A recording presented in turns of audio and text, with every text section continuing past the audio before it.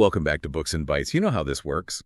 We help you conquer those reading lists one deep dive at a time. That's right. And today we're cracking open How to Think Like a Roman Emperor. Ooh. Sounds pretty intense, right? Yeah.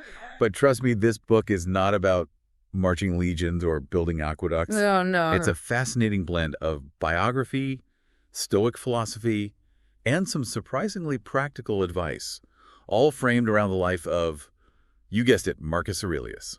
You know what's fascinating about this is that Marcus Aurelius wasn't just some emperor, spouting wisdom from some position on high rights. Right.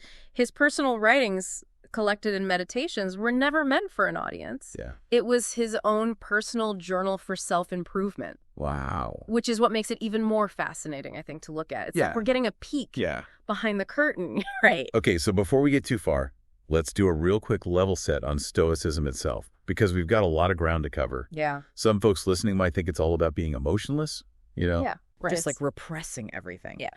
But that's not really it, is it? Not at all. Okay. Stoicism is about understanding and managing your emotions, not suppressing them. Okay. Think of it this way. Imagine you're a ship captain. Okay. Emotions are like the winds and waves. Okay. You can't control them, but you can learn to navigate them skillfully. And so that's what Stoicism is all about. It's giving you that skill set. I love that analogy. It's great. Thanks. So where does Marcus Aurelius fit into all of this? Yeah. He wasn't born a Stoic sage, right? Right. Like he had to... He had to learn this stuff. Yeah. He was immersed in Stoic philosophy from a young age. Okay. Tutored by some of the best Stoic thinkers of his time. Wow. But what I think is really interesting is how he took these teachings and really applied them in a practical way, not just as a philosopher, but as an emperor. Right. Facing incredible pressure. Okay, this is where it gets really interesting for me, and I think for a lot of our listeners as well. It's like about Stoicism in action. Let's do it. One of the big things this book highlights is this concept of the dichotomy of control. Yeah.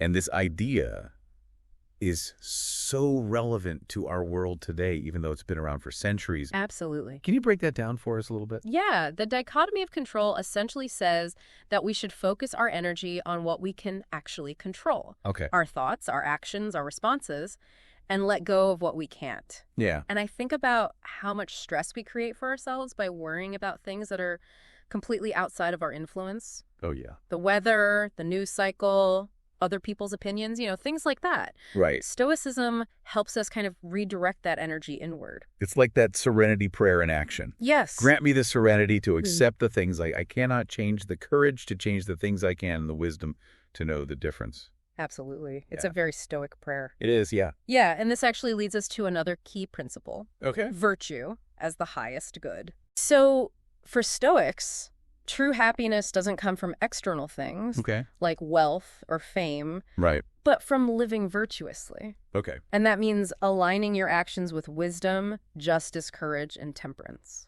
Okay, so I hear you on that, but wouldn't that make you kind of passive in a way? Right? Like if everything's all about internal virtue, why even bother trying to change things in the world? That's a great question. Yeah. It's not about being passive, but it's about choosing your battles wisely. Okay. You can still fight for what you believe in, right, but you do so with this clear understanding that the outcome isn't entirely in your hands. Okay. And this, I think, allows you to act with integrity and detachment without being consumed by the outcome. I could see how that would be so helpful in navigating the ups and downs of life. Yeah, absolutely. So how does this actually play out in Marcus Aurelius's life? Right. Did he just sit around meditating while Rome was in chaos? Well, not quite. Okay. He was very much a man of action. But you see through his writings how he applied these principles to deal with things like betrayals, war, even chronic pain. Okay, this is where I think it gets really relatable for a lot of us. Yeah. Dealing with difficult people. Oh, yeah. I mean, that's something I think everybody struggles with. Absolutely. How did Marcus Aurelius handle that? Yeah. Especially with all the political maneuvering going on in ancient Rome. Well, one of the things that's so striking about Marcus Aurelius is that he was known for his patience. He didn't fly off the handle or get caught up in drama. Right. And this comes back to that idea of focusing on what you can control. You can't control other people's actions or intentions. Right. But you can control how you respond to them. Okay, well, easier said than done, right? Oh, for sure. Because sometimes people really push your buttons. Yeah. Did Stoicism have anything to say about dealing with those big negative emotions like anger and resentment. Absolutely. Okay. And this is where it gets surprisingly modern. A lot of the Stoic techniques for managing emotions actually foreshadow modern cognitive behavioral therapy, or CBT. Interesting. Yeah, for example, Marcus Aurelius was a big advocate for what's called cognitive distancing. Okay, I need you to unpack that one for me. Sure. Cognitive what now? Cognitive distancing. Okay. It's basically the ability to recognize that your emotions are separate from your core self. Okay. It's like being an observer of your own thoughts and feelings, and this allows you to process them without being completely swept away by them. So instead of saying I am angry, you'd say I'm feeling anger. Exactly. Like that little shift in perspective can make a huge difference. It creates that space between you and the emotion Yeah. and allows for a more rational response. That's powerful. It is, and this is really powerful when it comes to dealing with anger. Oh, yeah. Stoics recognize that anger is almost always self-destructive. It hurts us more than the person we're angry at. It's like holding on to a hot coal thinking you're going to burn the other person, but you're the one getting scorched. Exactly. Yeah. It's a great analogy. Yeah. And Stoicism also emphasizes this idea of understanding perspectives. Cool. It's recognizing that everyone, even those who are acting in ways that we find difficult, Yeah. are doing so based on their own limited knowledge and beliefs. So it's not always about malice, Right. but about people acting from their own often flawed understanding of the world. Exactly. Okay. And once you understand that, it becomes a lot easier to practice forgiveness, Yeah. to let go of that resentment and maintain inner peace. Okay, so we've covered a lot of ground here. We have. From the dichotomy of control to managing emotions. Right. Stoicism offers some pretty powerful tools for navigating life's challenges, wouldn't you say? It does. It's a really practical philosophy. And what's even more fascinating is that these are techniques that Marcus Aurelius was using almost 2,000 years ago. Wow. But they're still so relevant and effective today. All right, well, let's dive even deeper in part 2. Let's do it. We'll explore how Stoicism can help us manage fear, Okay. put our problems into perspective, Yes. and even find meaning in the face of pain and hardship. Sounds good. Stay tuned. All right. So, one of the most counterintuitive but brilliant Stoic techniques is negative visualization. Okay. It sounds a bit dark, I know. Yeah. But hear me out on this one. No. Remember, Stoicism is all about preparation and control, right? Right. Negative visualization isn't about dwelling on worst-case scenarios. Right. It's about mentally rehearsing for potential challenges. Okay. So think of it like a fire drill. No. You don't expect a fire every day, right? Right. But by practicing the evacuation plan, it helps you stay calm and act effectively if one does occur. Okay. I have to admit, the idea of intentionally thinking about bad things happening kind of makes me cringe a little bit. Yeah.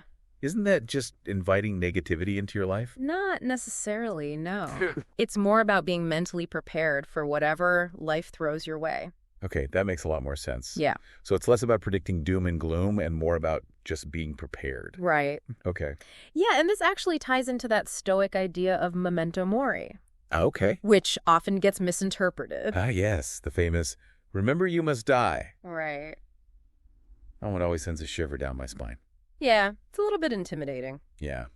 But I'm guessing there's more to it than just morbid contemplation. Definitely. Okay. For Stoics, reflecting on mortality wasn't about being gloomy, Okay. but about appreciating the preciousness of life. Right. When you become aware of your limited time, you're less likely to waste it on trivial matters. Yeah. Or get caught up in pointless drama. So it's a wake-up call It is. to prioritize what truly matters and live each day to the fullest. Exactly. I like that. Yeah, Marcus Aurelius actually wrote that you could leave life right now. Let that determine what you do and say and think. So it's a powerful reminder to live with intention and purpose. That's a great takeaway. Yeah. Okay, and speaking of perspective, Yeah. another thing that really struck me in the book was this concept of the view from above. Yes. Can you explain that one for our listeners? Absolutely. So imagine you're soaring high above the earth, Okay. looking down at everything from a cosmic perspective, Okay. your problems, your worries, Yeah. even the things that seem huge and overwhelming in the moment, Right. suddenly kind of shrink in significance. Yeah. That's the essence of the view from above. Wow, that's such a powerful image. Yeah. It's like zooming out to see the bigger picture Exactly. and realizing that our worries are often pretty insignificant in the grand scheme of things. Right. And did Marcus Aurelius actually use this technique? Oh, he did. He did. He would often imagine himself looking down at the earth from a great height, seeing the vastness of the universe and the fleeting nature of human life. And this helped him put his own problems into perspective and detach from the emotional intensity of the moment. It's like gaining a sense of cosmic humility. It is. Yeah, our worries might feel all-consuming to us, Right. but they're really just a tiny blip in the grand tapestry of existence. Exactly. And this shift in perspective can be incredibly liberating. Yeah. It helps us let go of those anxieties, Right. reduce stress, and approach challenges with greater equanimity. I love it. Okay, so we've talked about managing negative emotions, preparing for challenges, and gaining perspective. But what about when things get really tough, Yeah. like dealing with chronic pain or loss? Yeah. Did Stoicism have any guidance on that? Absolutely. In fact, this is where I think Stoicism really shines as a philosophy for resilience. You know, remember Marcus Aurelius himself suffered from chronic pain and faced numerous hardships throughout his life. He definitely wasn't just some philosopher sitting in an ivory tower. No, not at all. He led Rome through wars, famines, even a devastating plague. Wow. And his writings reveal how he used those Stoic principles to cope with immense suffering. So what was his secret weapon? Well, one key principle is acceptance. Okay. Now, this doesn't mean giving up or resigning yourself to a life of misery. Right. It's about acknowledging that pain and hardship are inevitable parts of the human experience. Okay, but that sounds a bit passive, though, doesn't it? Like just lying down and taking whatever life throws at you. It's not passive at all. Right. Acceptance is about choosing how you respond to pain, Okay. rather than trying to deny it or suppress it. Right. You know, Stoics believe that fighting against reality only creates more suffering. So it's about changing your relationship with pain rather than trying to eliminate it completely. Exactly. Right. And this involves training the mind to view pain as information Okay. rather than pure suffering. Interesting. For example, physical pain is the body's way of signaling that something is wrong. Right. It serves a purpose. Okay, so instead of getting caught up in the why me drama, Right. it's about shifting your focus to, okay, what's my body trying to tell me? Exactly. What action do I need to take? You got it. Okay. And the Stoic approach to pain actually aligns with some modern pain management techniques. Oh, wow. Yeah, there have been studies that have shown that mindfulness-based interventions, which are rooted in that same idea of accepting and observing pain without judgment, Right. can significantly reduce suffering. Wow. It's fascinating how these ancient ideas are still so relevant and effective today. I know, it's amazing. It really is. Okay, so we've covered acceptance, Yeah. but Stoicism takes it even further, right? It does. What's that whole concept about loving your fate? Right. Even the bad parts. You're talking about amor fati, Right. which is often translated as love of fate. Okay. And this is one of the most challenging, yet I think profound Stoic principles. I can imagine. How can you love things like pain, loss, and disappointment? Right. It seems possible. It seems that way. It's not about feeling warm and fuzzy about every single experience, Okay. but rather about recognizing that even the difficult parts of life serve a purpose. Okay. They can teach us valuable lessons, build resilience, and ultimately make us stronger. So it's about seeing challenges as opportunities for growth, Exactly. even if they don't feel good in the moment. Right, and this ties into that Stoic view of virtue. Okay. Remember, they believe that true happiness comes from living virtuously, Right. and that virtue can be developed through facing and overcoming challenges. It's like that Nietzsche quote. Yeah. That which does not kill us makes us stronger. Exactly. Yeah. And it's important to note that amor fati is not about blindly accepting injustice or suffering. It's about choosing to find meaning and purpose even in the midst of difficult circumstances. Okay. That makes a lot more sense. Yeah. It's about taking ownership of your experience, even the painful parts, and choosing to grow from it. You got it. And this leads us to a very important aspect of Stoicism Okay. that's relevant to anyone in a leadership role, Okay. big or small. You're talking about Stoic leadership. Yes. How did Marcus Aurelius use these principles to guide his actions as emperor? Well, think about the immense pressure he was under. Yeah? Leading an empire through constant war, political intrigue, even a devastating plague. Right. It would be so easy to succumb to fear, anger, or despair. I can't even imagine the weight of responsibility he must have felt. I know, it's incredible. Yeah. And yet he remained calm, rational Hmm. and focused on what he could control, Right. his own actions and responses. Okay. He prioritized duty over personal desire, Hmm. leading by example and always striving to act with wisdom and justice. So Stoicism wasn't just a personal philosophy for him. It was a framework for effective leadership. Absolutely. Yeah. And one of the key principles he embodied was emotional detachment. Okay. Not in the sense of being cold or unfeeling, but in making decisions based on reason rather than being swayed by emotional impulses. Okay, so that sounds like a really valuable skill for any leader, Well, especially in today's world where things move so quickly Right. and it's easy to get caught up in the frenzy. Absolutely. Yeah. And it's not just about making sound decisions, but Oh, also about setting a positive example. Right. Marcus Aurelius understood that his actions spoke louder than words. Yeah. He led with integrity, always striving to live up to his own high standards of virtue. Okay, so Stoic leadership is about staying calm under pressure, Yes. making rational decisions, and leading by example. Yes. What else? What else? Another key principle is compassion, Okay. despite his position of power. Right. Marcus Aurelius believed in treating everyone with fairness and respect, even his opponents.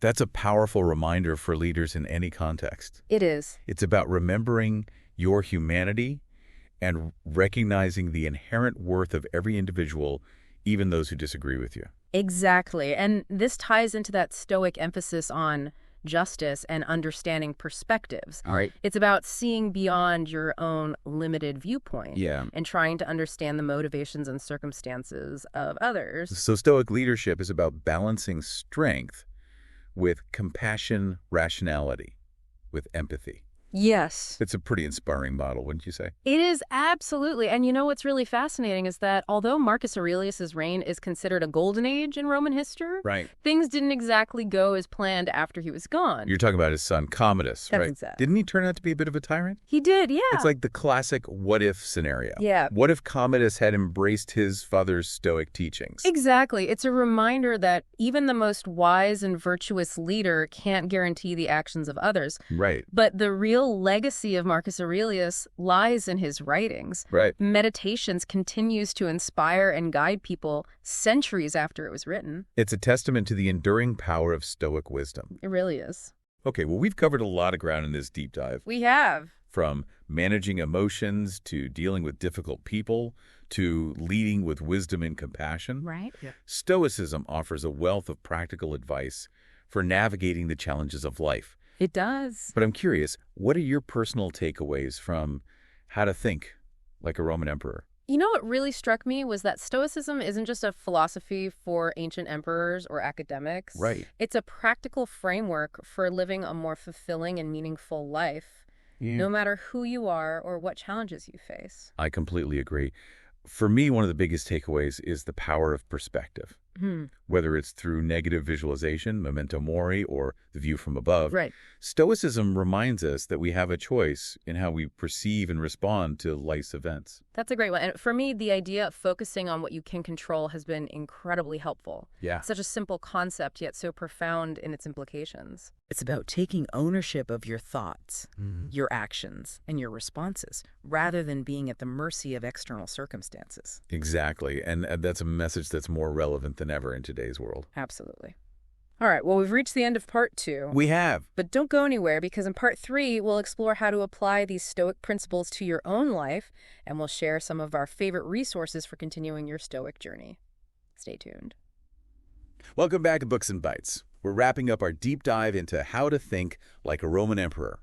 And in this final part, we want to bring things home for you, our awesome listeners. You got it. We've covered a lot of ground. Yeah. From the core principles of Stoicism Yeah. to how Marcus Aurelius applied these to his life as an emperor. Right. What's really remarkable is how relevant these ancient ideas are Totally. to our modern lives, even though we're not, facing gladiator battles Right. or barbarian invasions. Exactly. So let's talk about how you can actually integrate some of this Stoic wisdom into your daily routine, even if you're not ruling an empire. Right. One of the easiest ways to start, I think, is by incorporating mindfulness into your day. Yeah. Now, this doesn't have to involve hours of meditation or anything like that. Right. Even just a few minutes of focused attention on your breath Yeah. can help you become more aware of your thoughts and emotions. Absolutely. It's like hitting that pause button on autopilot. Yes. Instead of just reacting to everything, right? Yeah, You create that space to observe your thoughts and feelings without judgment. that's a great reminder. And speaking of things we can control, Yes. another Stoic practice that can be really helpful is journaling. Oh, yeah. Marcus Aurelius was a dedicated journaler, Absolutely. and his meditations is basically a collection of his personal reflections on these Stoic principles. Yeah. It's a great example of that. Yeah, so journaling can be a powerful tool for self-reflection and growth. It is. You can use it to process your emotions, identify negative thought patterns, Yeah. and even practice what's called cognitive reframing, Oh. which is all about challenging those unhelpful thoughts and replacing them with more balanced ones. Right. It's like a thought makeover. Exactly. Yeah. So let's say you're facing a challenging situation, Yeah. maybe a conflict at work, Right. a difficult conversation with a loved one, or even just a bad day. Hmm. How can you apply Stoic principles in those moments? Well, first remember that dichotomy of control. Right. Ask yourself, what aspects of this situation are actually within my control? Yeah. Focus your energy on those things Okay. and try to let go of what you can't influence. That's a tough one. It is. But I think it's so important. It is. And it kind of goes back to that serenity prayer that we talked about. Right. Grant me the serenity to accept the things I cannot change, Exactly. the courage to change the things I can, and the wisdom to know the difference. Yes. And once you've identified what you can control, Okay. try to respond to the situation with virtue. Okay. That means acting with wisdom, justice, courage, and temperance. So instead of reacting impulsively Right. or letting your emotions totally dictate your actions, Exactly. you take a step back, you Mhm. consider your options, Mhm. and you choose the most virtuous path forward. Precisely. And remember, even if the outcome isn't what you hoped for, Right. you can still find peace in knowing that you acted with integrity. That's powerful. Yeah. Okay. So we talked about mindfulness, Yeah. journaling, Mm-hmm. responding with virtue. Right. What are some other Stoic practices that our listeners can try? One that I find particularly helpful is negative visualization, Oh, yeah. which, as we discussed earlier, is about mentally rehearsing for potential challenges. Right. This can be especially helpful for things like public speaking, Okay. job interviews, or any situation that triggers anxiety. I used to get so nervous before presentations. Oh, yeah. But since I started incorporating negative visualization into my prep, Yeah. I feel much more confident and prepared. Yeah, it's like having a mental game plan in place. It really is. Right. Okay, last question. What if someone is really struggling with something big? Yeah. A major life change, Yeah. a loss, a serious illness. Right. Can Stoicism really help in those situations? You know, I think this is where that concept of amor fati comes in. Right, loving your fate. Yeah, it's about accepting what life throws at you, even the painful parts, Yeah. and choosing to find meaning and purpose in the midst of suffering. That's a really tough one. It is. But I think it's ultimately about resilience. It is. Isn't it? Yeah. It's about finding that inner strength to keep going, even when things are incredibly difficult. It's about finding that place of peace and acceptance within yourself, Yeah. even when the world around you feels chaotic and unpredictable. Beautifully said. And what I find so inspiring about Stoicism is that it's not a one-size-fits-all approach. It's not. You know, it's a philosophy that you can adapt to your own unique needs and challenges. Absolutely. It's a lifelong journey of self-discovery and growth. Yeah, and I think the best way to explore Stoicism is to simply dive in. Yeah. Start experimenting with different practices and see what works for you. I completely agree. And how to think like a Roman emperor is an excellent starting point. It is. Donald Robertson does a fantastic job of making Stoicism accessible and engaging for modern readers. If you're intrigued by the Stoic approach to life and want to learn more about how to integrate these timeless principles into your own life, we highly recommend grabbing a copy of How to Think Like a Roman Emperor by Donald Robertson. Grab your copy from the description and subscribe for more.